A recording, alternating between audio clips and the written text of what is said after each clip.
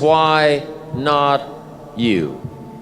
You've got the brains, you can make decisions, you can study the plan, you can change your life, you can grow immensely in the next few years, you can make your dreams come true, you can build a financial wall around your family nothing can get through, you can become healthy, you can become powerful. Why not you? But really what it's all about is just getting your shit together and moving. Just go do something. Like what you did by taking a job when you would show up at a gig and you'd be working there Tuesday through Sunday and then take a day job and work 9 to 5. That is more hustle and more hustle mindset than anything you're ever going to get out of an Anthony Robbins book. Like that is like just doing it. Just doing it makes you do more. Like do more hard shit makes you do more hard shit. Yeah. Understanding that you want it bad, so you're willing to put into work and do things you don't want to do. It's what makes you have that confidence that you know how to push through, and the mentality that I'm the type of dude to get shit done. Like I'm not gonna waste my day just sitting around a fucking hotel room. No, I'm gonna go to work. I'm gonna work all day. I'm gonna drive 5 hours and keep that radio gig, and then drive 5 hours and spend 10 hours of the fucking 24 in a day in a goddamn car to do gigs. Like I want to wake you up at 3 o'clock in the morning and go, come on man, we're going running. Like I want to see what you do when you're tired. Let me see how you push yourself. Come on man, get up again tomorrow. Get up again tomorrow. Get up again tomorrow. The next day, get up. Keep going. How long can you maintain a positive attitude? It's always great to win. Winning is a great feeling. In business, in sports, in life, and definitely in gambling. Losing is never fun, but it's part of the game. You know what I mean? If you want to be in the game, and it's sports, it's business or whatever, there's going to be wins and there's going to be losses. And you have to take them both in stride, and you have to be able to, there's a lot of people, when you gamble, right, and you lose, and you go into a deep, dark depression. I've seen this with guys that do it. Get depressed. Gambling isn't for you. You know, if you are the type of person that's on social media and people say horrible things to you and you get depressed and you shouldn't be on social media. You know what I mean?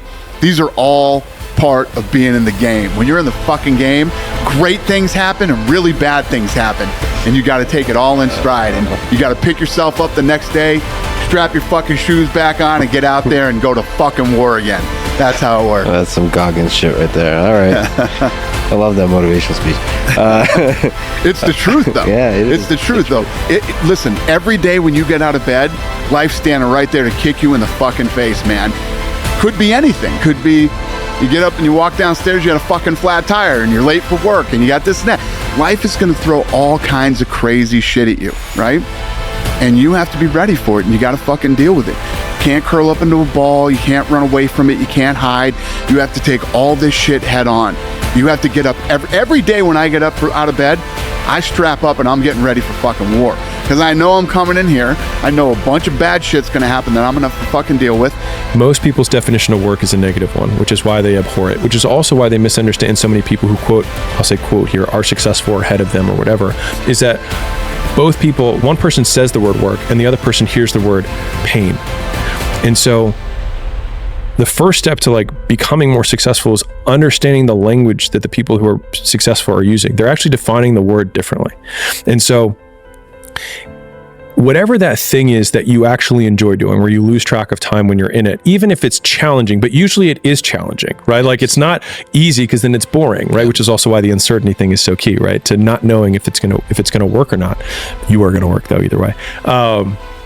Is that the people who are quote addicted to work make it easy to be addicted to work because they do things worth doing.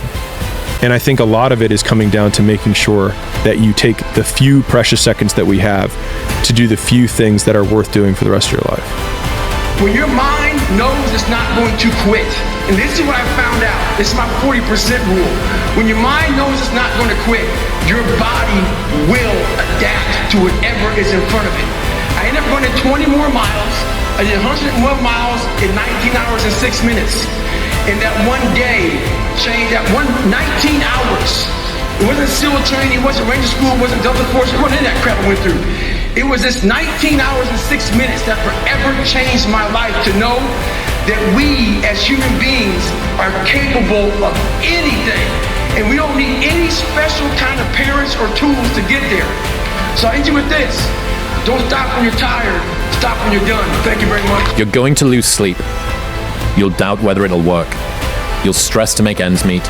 You won't finish your to-do list. You'll wonder whether you made the right call and have no way to know for years. This is what hard feels like, and that's okay. Everything worth doing is hard, and the more worth doing it is, the harder it is. The greater the payoff, the greater the hardship. If it's hard, good. It means no one else will do it. More for you. I think a lot of entrepreneurship and even personal growth is training yourself on how you respond to hard. Because in the early days, hard was, ooh, stop. This isn't good. I should, this is a warning sign. This is a red flag. I should slow down, or I should stop, I should pivot. But the more I think about it as a competitive landscape, as I'm clear on what this path is supposed to look like, and these rocks and these dragons are things that I'm going to have to slay along the way to get the princess or get the treasure, I get happier about the harder it is because I know that no one else will follow. It's a selection effect. And I think if you can shift from this is hard to no one else will be able to do this, then it flips from being this thing that you're like, oh, poor me, to oh, poor everyone else who's going to have to fucking try. Yeah. And I think that is so much more motivating as a frame for the exact same circumstance. I think some of them just don't have discipline. There's an issue with that as well. There's also an issue with momentum. You're not used to doing it. It's not a part of your life. It's not something that you're accustomed to pushing yourself. There's been many days where I didn't want to work out. I just didn't feel like I had the energy, and I just forced myself. And I think there's very few people out there that know how to force themselves. That's a learned. Yeah. That's a learned skill. It's that kind of discipline and focus. You have to have like real rigid requirements of yourself, where you don't allow yourself to back out of things, and you don't allow yourself to slack off.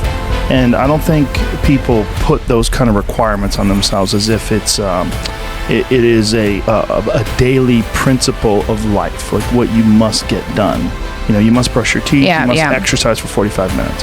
And if you did that, I think you'd be healthier and happier, and your body would perform more smoothly. And if you require your body to do things like that, I think it rises to the occasion. There are very few people that have that kind of discipline. So because of that, they come up with excuses. And excuses are a giant part of the problem. It's not simply a physical health issue. There's also mental aspects of it, and discipline's a big one. I just know way too many people who are weak mentally. And I can't just chalk it off to only, their physical, the way they physically feel, because I felt like shit 100 times, and then I worked out, and then I felt way better. Yeah. It's just a fact of life. That's real. You just gotta. Yeah. And people don't know how to do that. The daily discipline required to get you where you want to get to.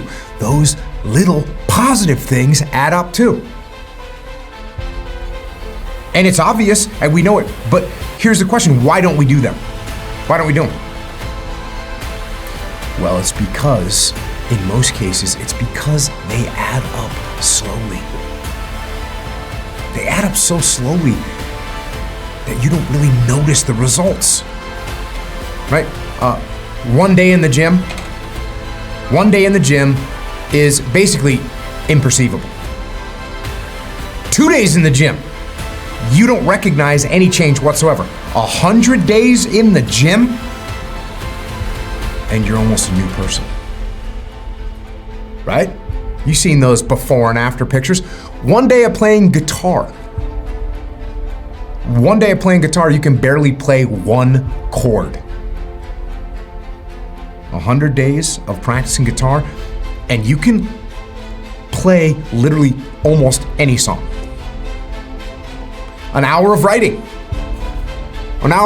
and you've got a short, kind of junky 1,000-word essay. 100 hours of writing, and you got yourself a whole book. So we let these things slip. Because it takes so long to see the progress, we let them slip. And when we don't do them, it becomes 0 times 100 or 0 times 1,000, and that nets out to a 0. When you do anything, it adds up. When you do nothing, it amounts to 0. So take the small steps every day. Do what you're supposed to do. And don't expect some incredible results in 1 day or 2 days or 10 days. Worthwhile things take 100 days. They take 500 days. Maybe they take 5,000 days. They take time.